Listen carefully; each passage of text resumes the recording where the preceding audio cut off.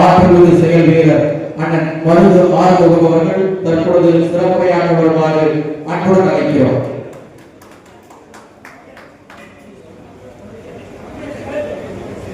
வரலாற்று சிறப்புமிக்க திராவிட வெற்றி கழகத்தில் முதல் பொதுக்குழு எல்லையில்லா நிகழ்ச்சியில் நாம் எல்லாம் கிடைத்துக் கொண்டிருக்கின்றோம்.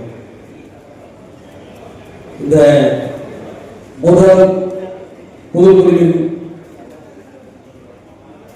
என்னை பேச அனுமதித்த கழகத்தில் புதிய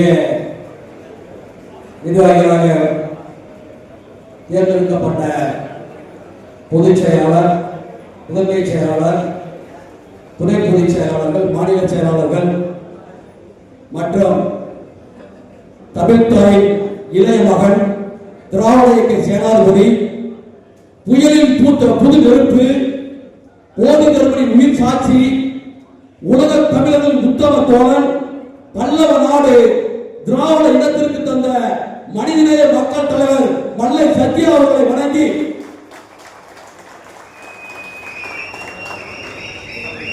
மற்றும் நம்முடைய திராவிட வெற்றி கழகத்தின் சொந்தங்களாக மாவட்ட செயலாளர்கள், மாநில நிர்வாகிகள், ஒன்றிய நகர பேரூர் கிளைக்கழக நிர்வாகிகள், மாநில பொதுக்குழு நிர்வாகிகள் அனைவருக்கும் எனது முதற்கண் வணக்கத்தை தெரிவித்துக் கொண்டிருக்கிறேன். கடந்த 33 ஆண்டுகளாக முந்தைய தலைவரை ஏற்றுக்கொண்டு களம் கண்டு 37 வழக்குகளை பெற்று அந்த இயக்கத்தை காப்பாற்றி நம்முடைய தமிழ்நாட்டு தமிழர்களுக்கும் அயல்நாட்டு கடல் கடந்து இருக்கக்கூடிய அயல்நாட்டு தமிழர்களுக்கும் அந்த சிறைவாசத்தை பெற்று போலீசுடைய குண்டாந்தடிகளை தாங்கிக் கொண்டு கழகத்தில் பயணித்த நம்முடைய தலைவர் மல்லை சத்யா அவர்களை துரோகி என்று ஒரு நிமிடத்தில் தூக்கி எறிந்த அந்த துரோகிகளுக்கு இந்த கூட்டமே சாட்சி.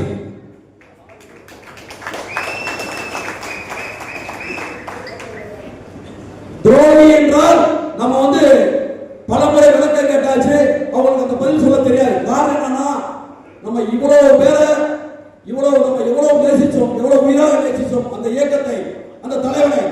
ஆனால் ஒரு நிமிடத்தில் துரோகி என்ற ஒரு குடும்பத்தை சுமத்தி நம்முடைய தலைவர் மல்லை சத்யா அவர்களை துச்சமாக தூக்கி எறிந்து விடலாம் என்று நினைத்தார்கள். ஆனால் இயற்கை நூற்றாண்டு கண்ட இந்த திராவிட இயக்கத்திற்கு ஒரு மரகத கல்லாக ஒரு தலைவர் தேவைப்படுகின்றார்.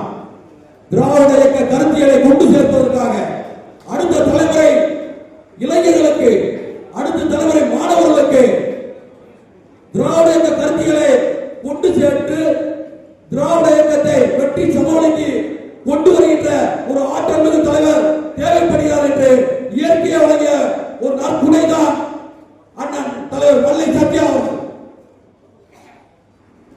2005 இந்தியா துணை பத்திரிகையில் தேர்வு செய்த அடுத்த தலைமுறை 15 தலைவர்கள், இன்று இருக்கக்கூடிய தமிழக முதல்வரும் தலைவர் மல்லை சத்யா உட்பட அந்த 15 தலைவர்கள் அடக்கமானவர்கள். யாராவது ஒரு மறுமலர்ச்சி திமுகவில் அப்படி 2005 தேர்ந்தெடுக்கப்பட்ட தலைவர் யாராவது இருக்காங்களா? இன்னைக்கு இருக்கக்கூடிய துறை முதல் கொண்டு எதற்காக அப்படி தேர்ந்தெடுத்தார்கள்? 2005 இந்தியா துறையில் ஏன் தேர்ந்தெடுத்தார்கள்? ஒரு ஆற்றல் மிக அவர் எந்த இடத்துல வளரட்டும், எங்க வேணாலும் இருக்கட்டும், எந்த இயக்கத்திலும் இருக்கட்டும், ஒரு ஆற்றல் மிகு ஒரு ஆளுமையான ஆளாக இருந்தால் மட்டுமே தான் ஒரு தலைவராக உருவாக முடியும். இன்னைக்கு நம்ம இந்திய அதாவது கம்யூனிஸ்ட் கட்சிக்கு பார்த்துருப்போம். 1925 ஆரம்பிக்கப்பட்டது. அதே போல இந்திய தேசிய காங்கிரஸ் கட்சியை நாம் பார்க்கும்போது 100 ஆண்டு கடந்து இருக்கிறது. இந்த 2 இயக்கங்களை பார்த்தீங்கன்னா அதை ஆரம்பித்தவர்கள் 3 பேர் ஒருத்தர் தான்.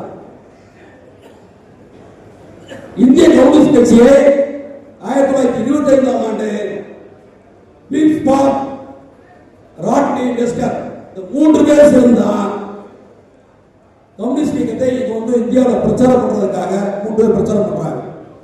இந்தியாவின் மூலை முடுக்குகளாக பிரச்சாரம் பண்ணி அவங்களை தேடி அதுக்கப்புறம் தண்டனைலாம் கொடுக்குறாங்க. அப்படி உருவான இயக்கம் தான் இன்னைக்கு இந்தியா முழுமைக்கு இருக்கக்கூடிய இந்திய கம்யூனிஸ்ட் கட்சி. 3 பேர் புரிந்து கொள்ள வேண்டும். அதேபோல் இந்திய தேசிய காங்கிரசும் ஏஓ கியூமன் என்கின்ற 1885 ஒரு தனிநபரான ஒரு ஆங்கிலேயரால் ஆரம்பிக்கப்பட்டதான் இந்திய தேசிய காங்கிரஸ் இன்று நூற்றாண்டு கண்ட ஒரு இயக்கமாக மாறி இருக்கிறது. இதை ஏன் நான் சொல்றேன் அப்படின்னா, ஒருவராலும் 3 பேராலும் ஆரம்பிக்கப்பட்ட இயக்கங்கள் இன்னைக்கு நூற்றாண்டு என்று இருக்கின்றது.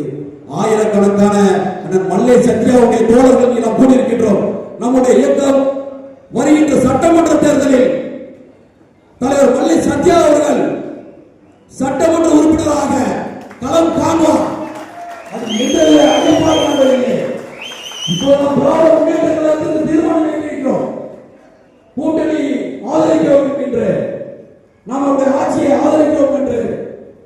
அதன்படி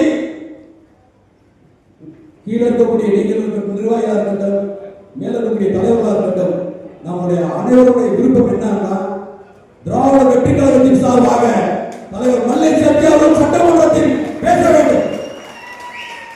எளியவருடைய குரலாக பேச வேண்டும். தமிழ்நாட்டின் தலைவருடைய குரலாக பேச வேண்டும்.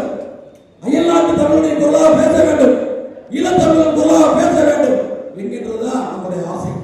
அதற்கு நம்முடைய இயக்கம், அதாவது நம்ம இங்க இருக்கக்கூடிய நிர்வாகிகள் என்ன செய்ய வேண்டும்? பொறுப்பு வாங்கியிருக்கக்கூடிய அனைத்து நிர்வாகிகளும் களப்பணியாற்ற வேண்டும். விளம்பரங்களை செய்ய வேண்டும். தங்களால் முடிந்தவர்கள் விளம்பரங்களை செய்ய வேண்டும். அந்த விளம்பரங்கள் மூலமாக தான் அந்தந்த பகுதியில் இருக்கக்கூடிய கூட்டணி கட்சிகளாக வரப்போறவர்களாக இருக்கட்டும், மற்ற மாற்று கட்சிக்காரர்களாக இருக்கட்டும், அவங்க இங்கே ஒரு இயக்கம் இருக்கு அப்படின்னு நம்ம தெரிஞ்சுக்கிற முடியும். அதனால நம்மளுக்கு எவ்வளோ செலவு இருக்குது, அதெல்லாம் தாண்டி விளம்பரங்களும் அந்தந்த ஏரியா அந்தந்த பகுதியில் இருக்கக்கூடிய முக்கியமான வாழ்வாதார பிரச்சனையை கையில் எடுத்து திராவிட வெற்றி கழக நிர்வாகிகள் போராட வேண்டும். அதெல்லாம் செய்தால்தான் நாம் வருகின்ற சட்டமன்ற தேர்தலையும், அதே போன்ற உள்ளாட்சி அமைப்புகள் இருக்கக்கூடிய அனைவரும் உள்ளாட்சி அமைப்புகள்ல ஒன்றிய கவுன்சிலர், மாவட்ட கவுன்சிலராகவும் அல்லது பேரூராட்சி மாநகராட்சி கவுன்சிலராகவோ தலைவர்களாகவோ தேர்ந்தெடுப்பதற்கு ஒரு நன்வாய்ப்பாக அமையும். ஆகவே நாம் முன்ன சொன்னது மாதிரி ஆயிரக்கணக்கில் பொதுக்குழு உறுப்பினர்கள் சேர்ந்திருக்கக்கூடிய இந்த முதல் பொதுக்குழு எல்லையெல்லாம் மகிழ்ச்சியில் உங்களை போடு நானும் இருக்கின்றேன். இந்த மகிழ்ச்சி வருகின்ற சட்டமன்ற தேர்தலில் திராவிட வெற்றி கழக தோழர்களுக்கு பரிசாக வர வேண்டும்